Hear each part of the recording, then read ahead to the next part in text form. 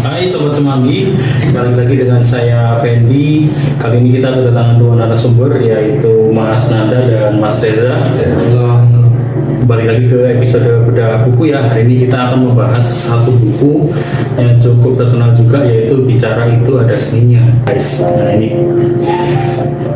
Nah, kebetulan kita nggak ada hard copy-nya nih, jadi kita pakai soft file aja. Nah, kita akan membahas bab 2 di sini yang punya judul Pintar Mendengar dan Pandai Berbicara. Pintar mendengar dan pandai berbicara. Nah, gitu. Nah, memang komunikasi ini kan penting ya, Mas. Iya, benar. Dan Mas Reza. Ya. Oh, sebelumnya perkenalkan dulu nih, sebenarnya dari divisi apa? Oh ya, Mas Reza dari divisi apa? saya sendiri Reza dari divisi logistik ya. Saya Nanda dari divisi support. Oke, langsung aja nih kita masuk ke bab 2. Kenapa kok ada pintar mendengar, pandai berbicara? Jadi apa bedanya pintar sama pandai ini? Kira-kira? Pintar mendengar itu, jadi kita ada teman kita nih, Ya. lagi berbicara, ya kita berusaha untuk pintar mendengar, jangan mencelah ya omongannya atau apa namanya memotong omongannya. Jadi berusaha untuk dengerin dulu sampai selesai, sampai full, biar kita tahu apa yang dia sampaikan. Lalu setelah itu baru kita pandai berbicara. Ya, pandai berbicara baru mungkin kasih kesimpulan atau menanggapi apa yang diucapkan. Jadi menurut Mas Nanda, apakah betul urutannya Mas? Yaitu mendengar dulu baru berbicara. Ya benar. Benar sekali. Ya. Oke. Sekarang kita ke Mas Reza nih. Iya. Mas Reza. Oke. Bab yang pertama datanya uji dan bereaksi. Nah, di bawah itu ada rumusnya lagi Mas. Komunikasi sama dengan question dikali praise dikali reaction. Menurut Mas Reza sendiri nih, apa yang dimaksud dengan rumus itu Mas? Apa yang dimaksud atau definisi dari rumus itu menurut Mas Reza sendiri? Oke, kan kalau secara teorinya nih udah ada ya di sini ya, udah dijelaskan C itu apa, Q itu apa, P itu apa, R itu apa gitu ya. Tapi di sini kayak lebih menjelaskan tentang rumus ini ya. Iya. Kesimpulan dari rumus ini ya. Ya namanya ada rumus ini udah pasti urutannya udah nggak bisa dibolak-balik ya. Udah nggak bisa dibolak-balik, dan tujuan dari rumus ini, hasil dari rumus ini udah jelas gitu ya. Komunikasi sama dengan pertanyaan, memuji sama reaksi kita ya. Itu kan udah pasti dalam percakapan kita sehari-hari itu udah pasti terjadi tuh harus ada dia 3 rumus ini QP kan ya. Kalau lawan bicara sedang ngomong, otomatis kita harus membalas biar ada tektokan gitu, saling nyambung. Reaksi. Pertanyaan, question itu tadi. Question. Jadi dia tidak hanya bicara sendiri, Ya. jadi kita kesannya menanggapi apa yang dia bicarakan gitu. Bukan kesannya, tapi ini memang harus biar terjadi komunikasi yang lengkap. Oke. Pujian ya, pujian itu misalnya dia menyimpulkan ya apa yang disimpul. Oh ini benar, ibarat kayak gitu. Dia menyampaikan terus kita oh iya benar ini Pak, apa yang Bapak simpulkan tepat sekali. Itu kayak pujian ya, pujian benar tuh. Terus reaksi kita. Jadi jangan ketika dia menyampaikan kata-kata atau kalimat yang misalnya itu adalah serius, terus kita tertawa tuh. Kan ntar dia reaksi dia juga berbeda. Itu reaksi kita ke dia, tapi nanti takutnya kok dalam hati dia kita nggak tahu. Jadi reaksi kita ke dia harus tepat dengan apa yang dia bicarakan, seperti itu. Itu sih Pak. Oke. Jadi menurut buku ini Mas, basisnya memang dari komunikasi adalah pertanyaan, pujian, dan Iya. reaksi gitu ya Mas. Iya. Nah, tapi gini Mas, kadang-kadang kita itu kan kita sebagai manusia punya mood juga Mas ya. Oh iya, benar. Punya mood juga Iya. gitu. Nah, kadang-kadang kita ketika berkomunikasi dengan orang, apalagi orang yang kadang-kadang kita nggak suka nih. Iya. Nah, kayak rasanya itu kan kayak mau menghindar aja tuh kalau Iya, kita benar. nggak suka ya. Iya. Nah, bagaimana dari Mas Reza nih, kalau misalnya berdasarkan tadi, apakah 3 kunci Q, P, dan R tadi itu, bagaimana kalau kita menerima orang yang katanya kita nggak suka, atau Oke. kita agak, Oke. enak sama ini. Iya, ini ketangkap nih maksudnya apa Iya. yang disampaikan Pak Effendi. Apakah rumus ini masih tetap berlaku gitu ya? Iya. Sebenarnya rumus ini berlaku bukan hanya untuk pendengar gitu, termasuk pembicaranya gitu. Jadi ketika kan kita harus bisa melihat reaksi dari lawan bicara kita. Ketika dia udah tidak merasa nyaman, otomatis kan kita bisa menilai ya.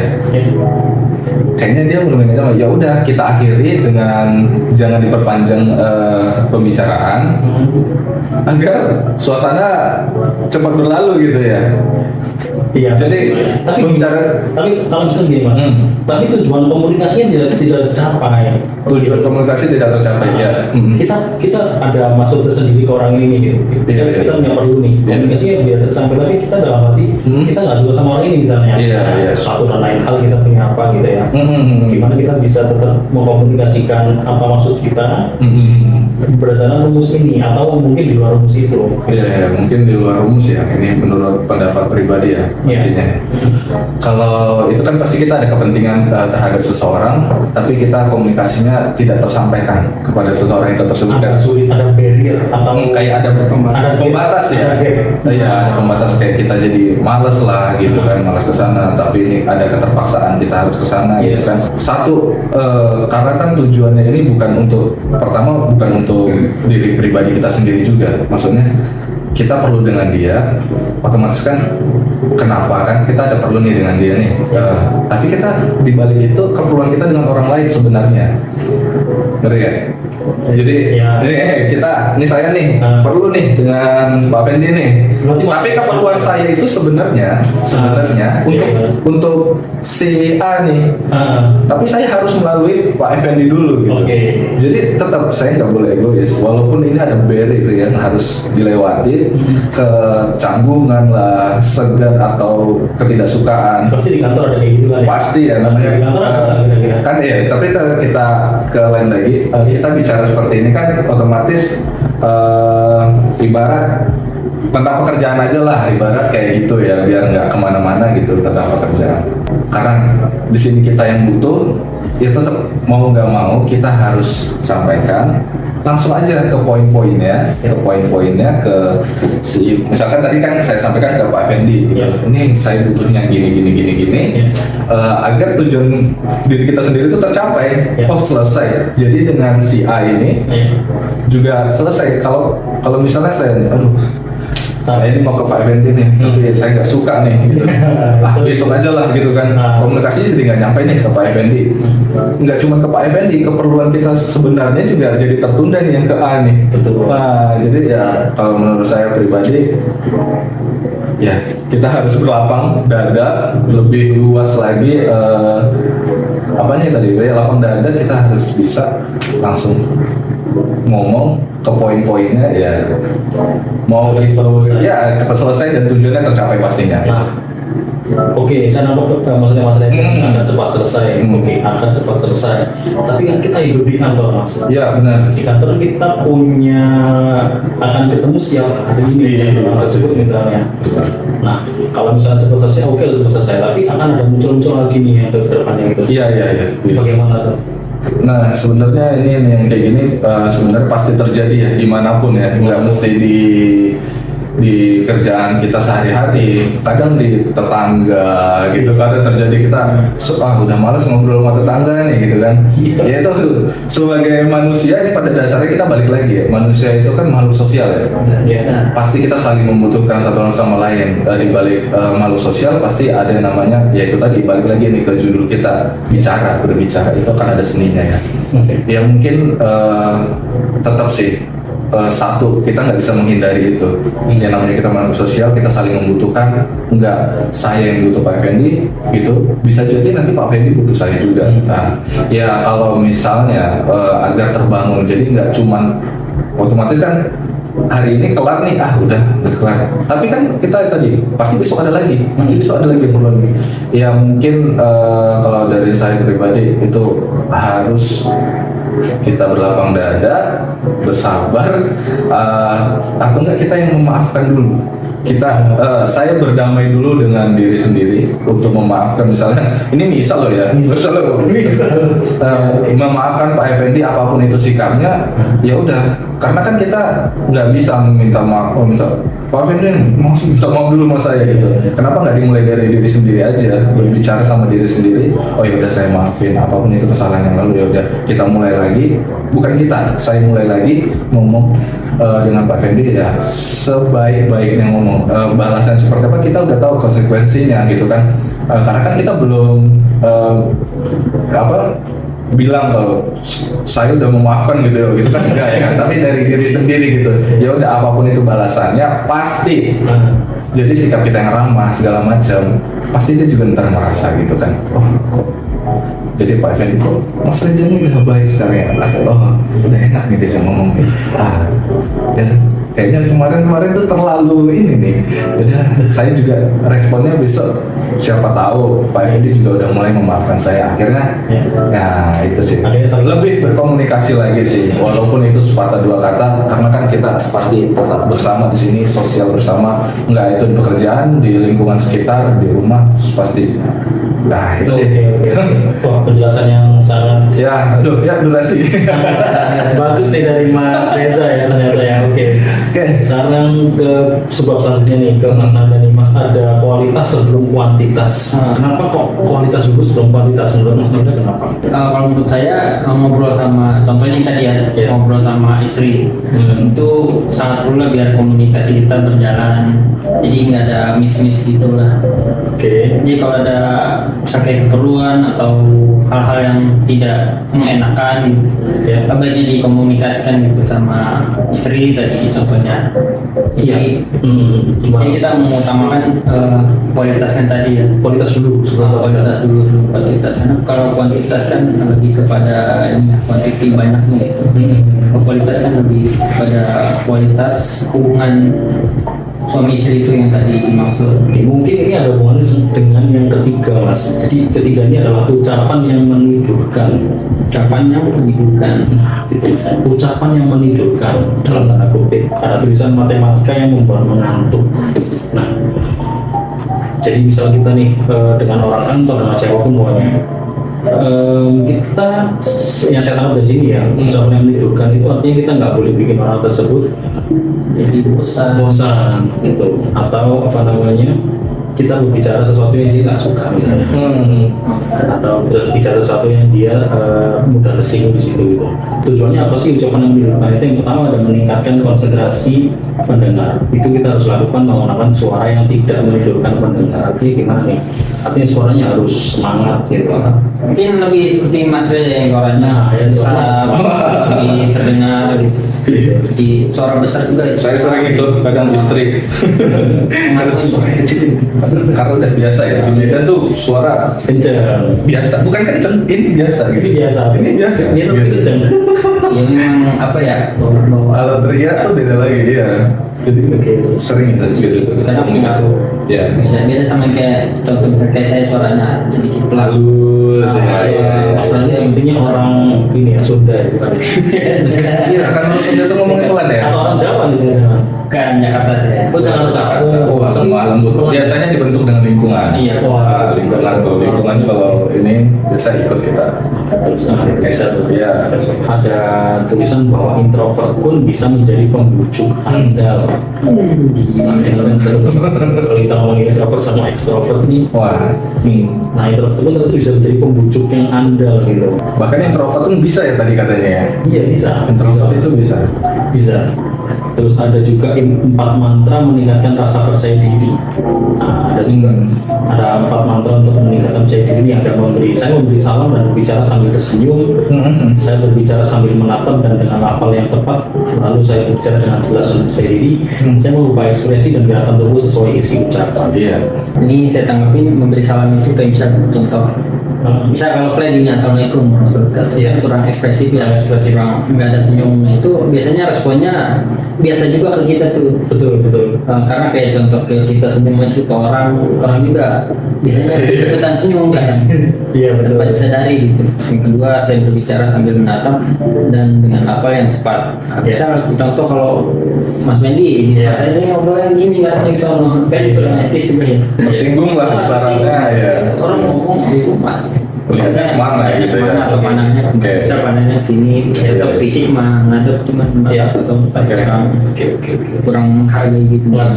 Terus si Bang Medi juga mungkin kurang nyaman nantinya. Iya. Terus saya berbicara dengan jelas dan percaya diri. Nah ini berbicara dengan jelas itu penting ya, karena kalau Bisa nih, kayak Mas Nanda kan sama Mas Nanda sama saya hampir sama nih, punya suara yang agak pelan, dan harus gimana nih tipsnya dari Mas? tipsnya mungkin kita banyak belajar ya. Atau kita perlu berteriak-teriak atau gimana? Gitu. Kalau perlu teriak-teriak kayaknya nggak perlu ya, kalau kita sakit sendiri tenggorokan. Iya malah nggak jadi pribadi sendiri juga kan kalau kayak gitu ya. Cuman ya mungkin tetap Ini kita seru nih Mas, belajar juga mungkin ya. Gimana caranya kita? Belajar berbicara di sini kan kita bisa belajarin lagi lebih dalam mengenai teknik-teknik berbicara seni-seninya juga. Terus? Itu sih. Terus yang selanjutnya saya mengubah ekspresi dan gerakan tubuh sesuai ucapan. Ya misalkan kayak ada gerakan tubuh gitu gini. Misalnya kadang kita ngeliat orang ada yang banyak lah ngomong sambil bergerak tangannya gitu, bisa mengambil alih perhatian juga tuh kan ngomong kayak begini aja kan beda. Malah makin membuat apa yang dikatakan kita tuh lebih jelas gitu loh. Kadang kan kita ngomong Iya, sambil digambarkan. ada Jadi energinya ya. iya, jadi lawan bicara makin mengerti apa yang kita omongin tuh Iya, biasanya begitu sih. Nah, Negosiasi untuk memperoleh keinginan. ke dalam hal apa nih misalnya negosiasi? Apapun deh. Dari yang paling sulit atau yang Oh aja ya. Oh pasti kalau udah memperoleh keinginan kita keinginan pribadi ya. Negosiasi dengan orang lain. Udah pastinya ya. Negosiasi dengan orang lain. Negosiasi. Mungkin ini mungkin ini Pak Effendi malah lebih menguasai ya mungkin ya karena kan hal-hal kayak gitu. Iya. Pasti nih kan kita menginginkan sesuatu, dia ingin beli produk kita ibaratnya seperti itu. Nah, kita yang melakukan negosiasi. Tapi gambarannya tentang produk sih penjualan kayak ya sales lah lebih ke sales. Tapi nggak ngerti saya ini sales seperti apa ini gambaran negosiasi yang ibarat pernah kita lakukan atau saya lakukan aja nih. Misalnya nih kalau di dalam dunia yang pernah saya ikuti nih ini apa nih? YouTube Itu base station itu kayak platform sejenisnya base station Buya seperti itu. Nah di sana itu kita punya saudara saya punya platform YouTube Buya Live base station 3 ya. Dan semuanya udah memiliki pengikut itu. Nah, ketika saya memiliki pengikut, mungkin saya lebih gampang ya mengajak misalnya ini ada kayak endorse lebih gampang. ya Tapi kita yang menegosiasi dulu. Jadi endorse itu kan nggak semata-mata mereka yang menghubungi kita duluan. Bisa kita duluan menghubungi mereka untuk menjalin kerjasama. Nah di situ negosiasi yang dimaksud adalah saya menawarkan ke mereka. mau nggak dikelanin? Menawarkan ini misalnya Bang Nanda nih punya produk bagus banget nih. Karena ini Iya, Bang Nanda nih punya produk bagus banget nih Bang Nanda. Gimana kalau kita kerjasama nih? Saya bisa menawarkan impact ke produknya Bang Nanda ini bakal Sisi marketingnya.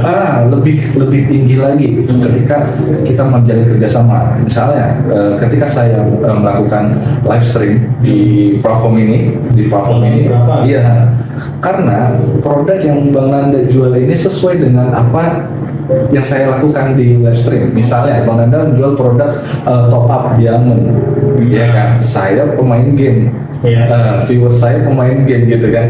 Jadi saya rasa ini adalah kerjasama yang menarik. Apakah Bang Nanda setuju nih? Kira-kira penawaran saya red card saya segini. Nah, apakah Bang Nanda kira-kira setuju? Nah, sebenarnya kan di balik itu ada keinginan kita sendiri.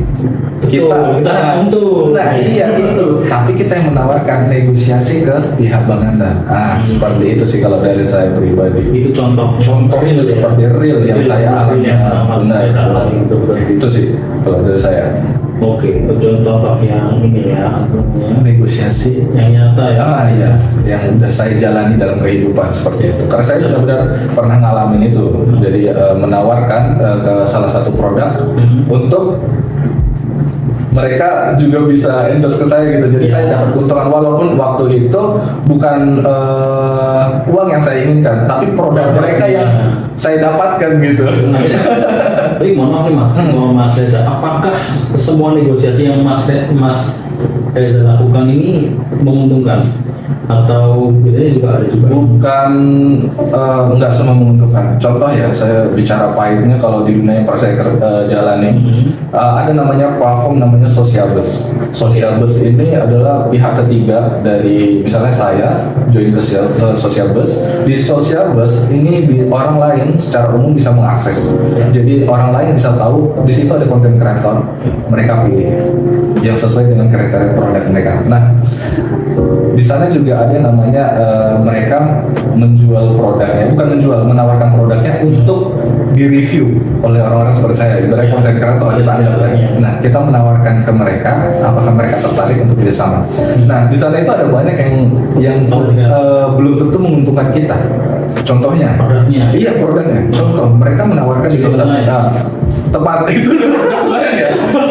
Tapi karena kita tergiur dengan tawaran endorse-nya, harganya ke kita, wah dapat nih, kita ambil, kita dapat uang dari mereka. Biasa 1 bulan kita kita endorse di channel YouTube. Ternyata nggak semua viewer setuju dengan kayak gitu. Jadi ketika kita tampilin di situsnya, di deskripsi dan di layar live stream, banyak yang malah yang komplain. Walaupun kita dapat keuntungan dari endorse itu, tapi malah banyak yang komplain. Judi lu bang, haram lu bang, dan sebagainya, merugikan orang lain lu, kayak gitu. Kan nggak selamanya menguntungkan negosiasi seperti ini kan. Walaupun negosiasi itu bahkan udah terjadi nih, belum tentu saling menguntungkan satu sama lain. Baik saya maupun yang melakukan endorse kalau saya seperti itu sih. Dari pengalaman ya, secara pengalaman. Oh, ini kita berpikir ini masih ada di segi korporat nih berarti ini. Keinginan kita. Sebenarnya saya ingin dunia, saya ingin dapat pendapatan income dari mereka untuk endorse ke saya, tapi belum tentu. Keuntungan kan bukan tentang uang aja. Viewers nggak suka bilang itu udah suatu kerugian buat kita. Nah seperti itu kan, wah ini ada judinya ini, ada link yang haram ini, link judi nih, wah keluar mereka dari live stream kita. Itu kan udah kerugian, termasuk kerugian dari saya gitu. Seperti itu. ada gitu ya, contohnya yang ternyata keinginan kita tapi dari orang-orang supporter gitu ternyata belum tentu setuju. Pasti yang kerja juga banyak nanti gitu sih. Apalagi sama kompetitor nih. Udah pasti, malah lebih pasti. Iya. Mas Nanda, negosiasi untuk memperoleh keinginan. Mas Nanda coba beri satu contoh yang real nih Mas. Waktu itu beli kamera sih. Kamera. Banyak sih contoh cuma saya ada yang beli kamera aja. Oke. Itu beli kamera, terus kan dia masuk iklan, saya hubungin, ya terjadilah negosiasi. Ini di mana? Di online sih, dari Facebook. Facebook. Mau ada COD, terus negosiasi sih. Akhirnya saya mendapat sesuai yang saya inginkan dari. Oh jadi langsung transaksi dia juga. Ya. Contohnya Itu cukup simpel. Iya, simpel. Begitu. Ada nggak Mas Nanda contoh negosiasi yang lama loh contoh waktunya? So berbulan-bulan nih, saya udah tiap hari benar-benar nungguin ini akhirnya jadi. Ada nggak contoh seperti itu? Iya bisa diambil juga dari contoh kerja kayak saya apply banyak malah di kayak job street, local street lain-lain gitu. Kan ada negosiasi di situ jadi jika mungkin saya sesuai sama kriteria dari perusahaan saya dipanggil, terus kita ada interview di situ, nah itu kan ada negosiasi. Artinya, Mas Nanda artinya ini supply dan demand. Jadi demand-nya adalah ada suatu usaha yang butuh seorang teknisi nih. Bisa. Nah, ternyata Mas Nanda sesuai dengan demand-nya nih gitu. Sejauh ini belum sih nggak ada ya. Belum yang terjadi negosiasinya yang singkat kayak tadi. Berarti emang benar kita harus belajar dari Mas Reza. Saya pernah nih yang kayak gini-gini nih, yang lama nih negosiasinya tuh. Ingat banget dulu, ada namanya, sekarang udah tutup ya, namanya Buyahala gitu dari PT Garena. Mungkin kalau di searching sekarang masih ada itu karena bangkrut jadi perusahaan itu tuh. Point blank dulu. Iya awalnya. Garena apa ini? PT Garena Indonesia itu banyak banget gamenya. Jadi nggak cuma Point Blank, Free Fire, AoV, banyak banget. Nah dia buat aplikasi streaming, buat aplikasi web stream, jadi streaming sana. Nah pertama kali rekrut itu saya ditawari red card itu 0,05. Jadi bukan 0,05 ini WHR. Hitungan per jam. Jadi rata-rata penonton kita dikalikan dengan 0,5. Nah kita nggak usah bicara gajinya, tapi 0,5 ini pertama kali saya dapat. Nah ternyata di 3 bulan pertama saya streaming itu viewersnya rame sekali. Rame soalnya. Jadi di situ saya negosiasi ke perusahaan untuk naik ke yang paling maksimal 0,07 waktu itu 0,07 plus saya minta waktu itu gaji pokok. Nah seperti itu saya minta, tapi nggak langsung terrealisasi. Itu saya minta ke manajemen, itu komunikasi terus nggak langsung di approve. Itu harus nunggu review dari mereka kurang lebih kayaknya 2 bulan. Jadi selama 2 bulan tuh nunggu tuh dan mempertahankan viewers yang ada harus stabil baru alhamdulillah itu di approve. Jadi negosiasi itu nggak langsung terjadi hari itu. Walaupun saya udah negosiasi nggak deal langsung, saya harus berjuang lagi nunggu 2 bulan kayak gitu. Nah, ini maksudnya yang proses itu ya seperti itu. Iya. Kalau keinginan kita tuh kadang-kadang juga. Nah iya, ada prosesnya Ada panjang. prosesnya. Iya, walaupun negosiasi tetap ada prosesnya. Itu juga. Nah, Ya seperti itu, Pak Effendi. Oke, Sobat Semanggi, mungkin untuk episode bedah buku kali ini kita cukupkan dulu. Nanti kita ketemu pada episode bedah buku selanjutnya. Ya. Jangan lupa like, comment, subscribe, dan share dari video kita ya. Oke, sampai jumpa pada video bedah buku selanjutnya.